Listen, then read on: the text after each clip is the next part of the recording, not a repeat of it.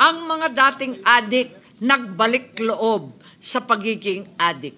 Yung mga dating takot, ang lalakas na ng loob. Ang mga pusher, di na nagpo-push back. Ang mga user, himbis gamutin, binigyan ng alibay. Durog na ang Pilipinas.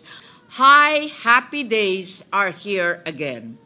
Ang pinaghirapan linisin ni Presidente Duterte, linamon at linaklak na ng mga buwaya. Buwayang walang kabusugan. Oo, kailangan natin lahat ng tulong na pwede nating makuha.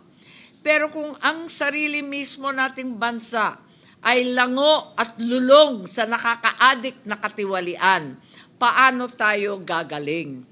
Gayong mas gusto pa ng ilang mga politiko na wala sa wisyo ang taong bayan para mapagpatuloy nila ang kaadikan sa kapangyarihan. Dalawa lang ang kapalaran ng mga mata sa lipunan: mamuti sa gutom o mamula sa droga.